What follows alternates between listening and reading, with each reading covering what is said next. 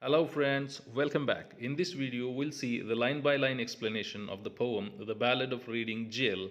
We'll see its sections 5 and 6 in this video.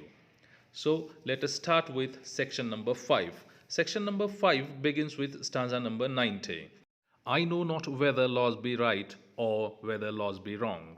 All that we know who lie in jail is that the wall is strong, and that each day is like a year whose days are long. In the fifth section of the poem, Wilde tries to make some remarks on the justice system. He begins by saying that he does not know whether the laws of justice system are right or wrong. He and other prisoners in the jail only know that jail walls are strong and days are very long. Every day passes like a year in the jail, and the year whose days are very, very long. 91. But this I know, that every law that men have made for man, since first man took his brother's life, and the sad world began, but straws the wheat and saves the chaff with the most evil fan. Wilde does say that he knows that every law that was made since Cain killed Abel, since first man took his brother's life, that is, Cain killed Abel, has only made the situation worse. Any attempt to regulate the man by making laws has only taken the world backwards. It is as if humankind is throwing away the wheat but saving the chaff. This too I know, and wise it were, if each would know the same, that every prison that men built is built with bricks of shame, and bound with bars lest Christ should see how men their brothers maim. Maim means hurt very badly. Wilde further says that he knows this too, and it would be wise if everybody knows the same thing that he knows. And what is this thing? That every prison that men built is built with bricks of shame. Every prison that has been built by human beings is built with the bricks of shame, and it is bound with bars. Bars, the lines, it is bound with bars. Why? So that Christ should not see,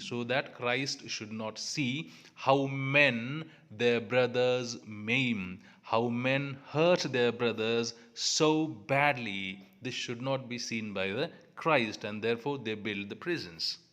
With bars they blur the gracious moon and blind the godly sun, and they do well to hide their hell, for in it things are done that Son of God nor Son of Man ever should look upon.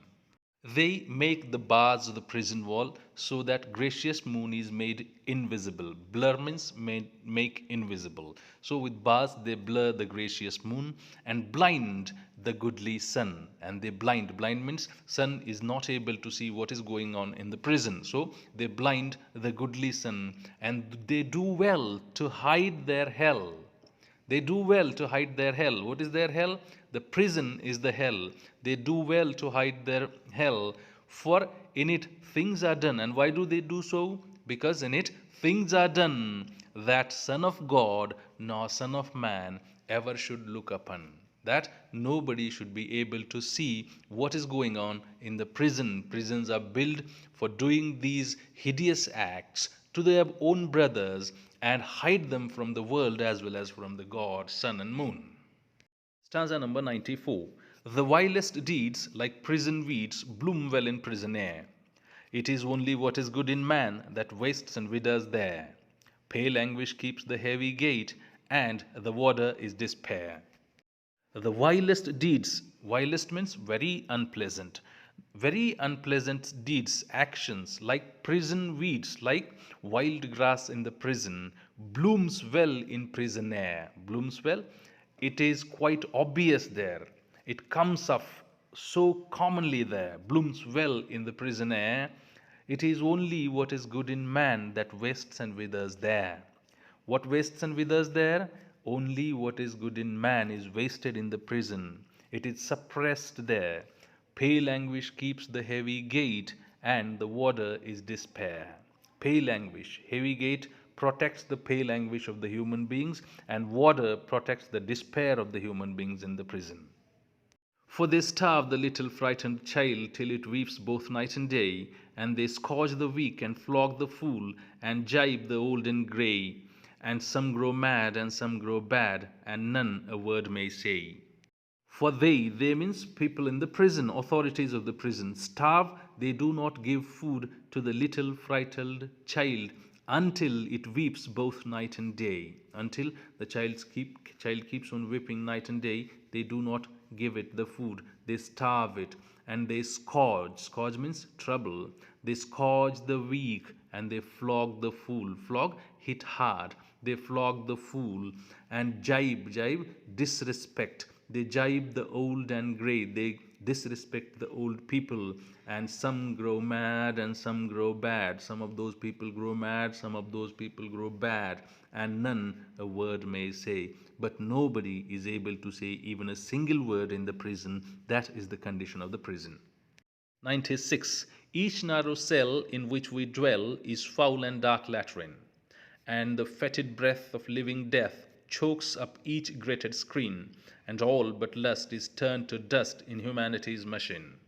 Each narrow cell, the cells of the prison are narrow, in which these prisoners live, dwell means live, is foul and dark latrine, is like foul and dark toilet.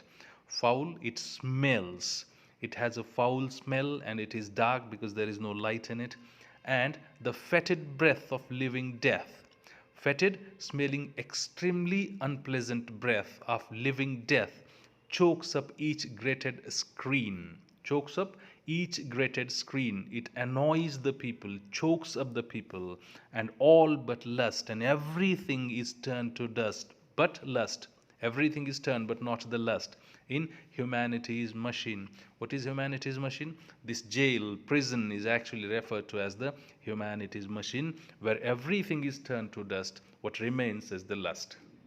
Stanza number 97. The brackish water that we drink creeps with a loathsome slime, and the bitter bread they weigh in scales is full of chalk and lime, and sleep will not lie down, but walks wild-eyed and cries to time. In this stanza too, the miserable condition of the prisoners and of the prison is described. Wilde continues on to describe other conditions of the prison here. The water they drink is brackish. Brackish is salty and dirty. And the bread is bitter and so dense that the warders have to weigh it in scales. They have to weigh the bread in the scales. It is so thick a bread, and it is full of chalk and lime. And there is no sleep in the prison. But though lean hunger and green thirst like asp with adder fight, we have little care of prison fare.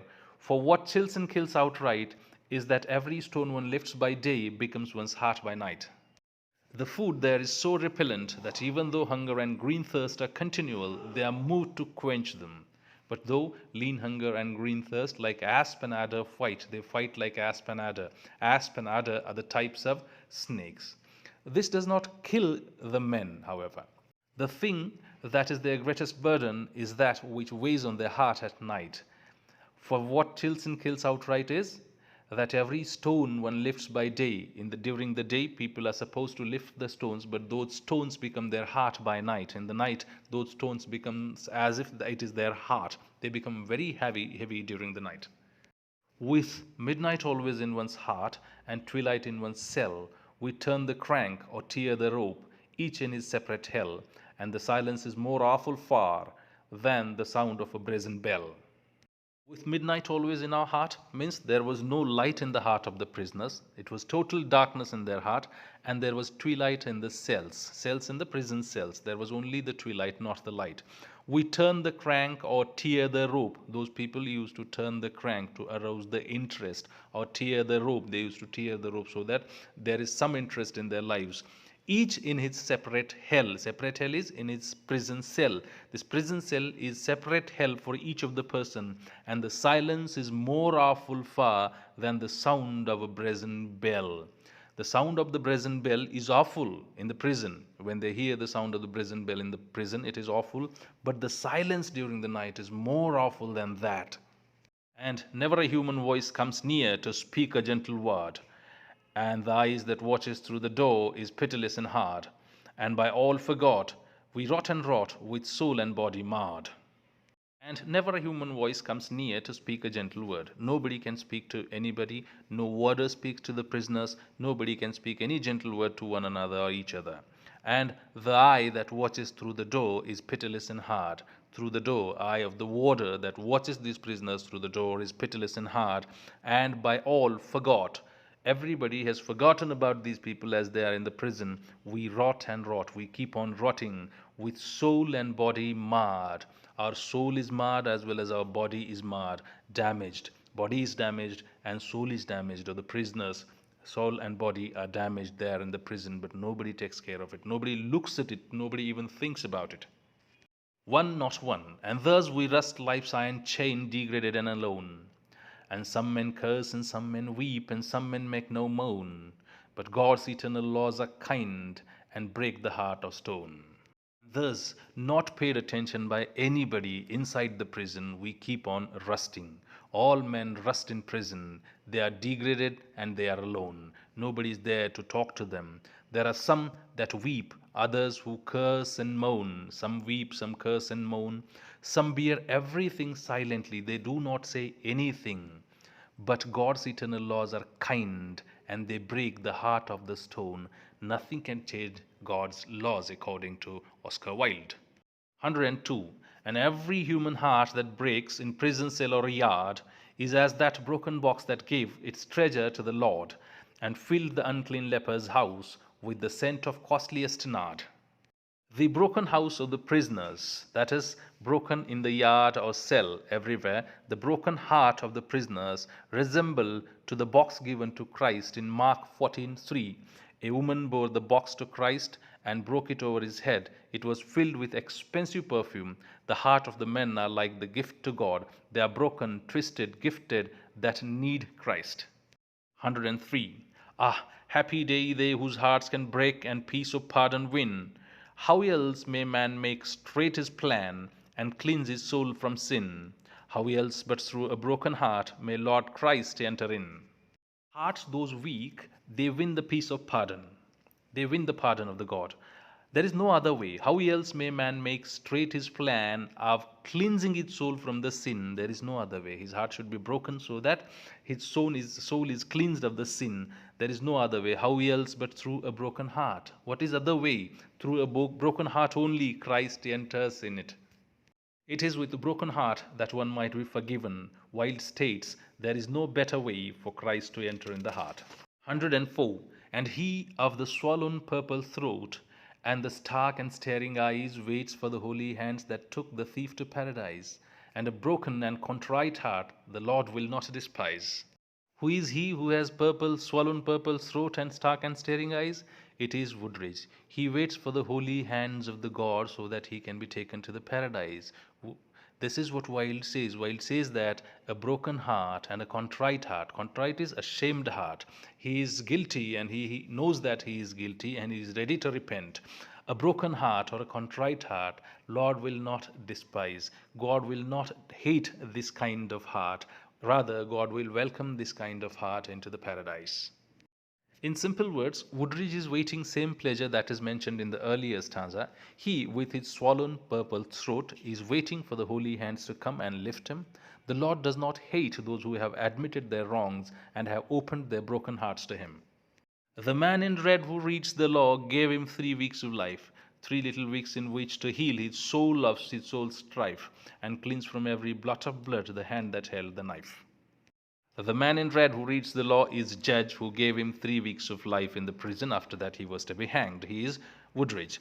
3 weeks, 3 little weeks in which to heal. In these 3 weeks he was supposed to cleanse his soul of his own strife. Strife is fight or struggle. He has to cleanse his soul, heal his soul of his own strife and cleanse from every blot of blood. There were blots of blood on his hand because he had killed his wife. So, and cleanse from every blot of blood the hand that held the knife, to kill his own wife. In simple words, when Woodridge's sentence was passed down, he was given 3 weeks to live. It was in these 3 weeks that he healed his soul and became closer to God. He cleansed himself of his deed. Stanza 106. It is the last stanza of the 5th part. And with tears of blood he cleansed the hand that held the steel. For only blood can wipe out blood, and only tears can heal. And the crimson stain that was of Cain become Christ's snow white seal. Woodridge cleansed his hand of the stains of blood that held the steel. Steel means knife. Woodridge cleansed it with the tears of blood, for only blood can wipe out blood. What is the way to wipe out the blood from your hand? Only blood can wipe out blood, and only tears can heal. When you are repentant, that can only heal. And the crimson stain that was of Cain, Cain is son of Adam, became Christ's snow white seal. That becomes snow white seal of the Christ.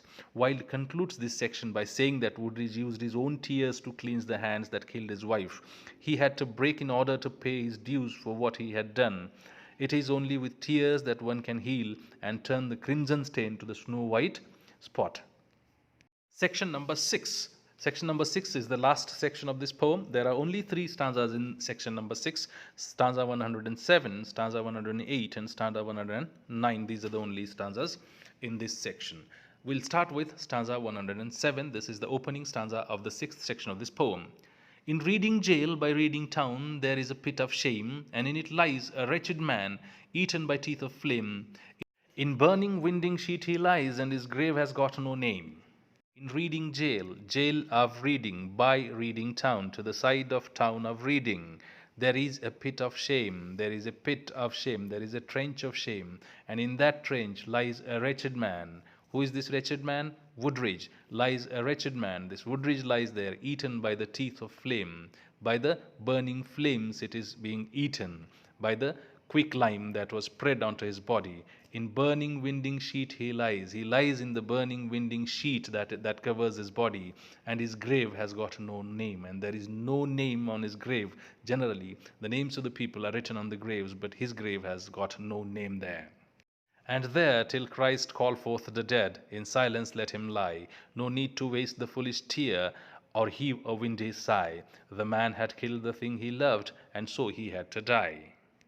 Wilde says that the body of Woodridge be left where it is lying until the return of Christ. There is no need, he says, for anyone to cry over his death. Wilde knows this man killed the thing he loved, because he has killed his wife and he loved his wife, and therefore his death is justified. There was nothing wrong that the man was killed or the man died. And the last stanza, stanza number 109. And all men kill the thing they love, by all let this be heard. Some do it with a bitter look, some with a flattering word. The coward does it with a kiss, the brave man with a sword. This stanza is repeated here. All men destroy what they love most in one or the other way. Some ruin relationship with bitter look, some through misplaced flattering word. If a person is coward, he does it with a kiss, and if he is a brave man, then he uses the sword to kill the thing he loves. This is how the poem comes to an end. Thanks for watching. Do see the description box for the links of other videos.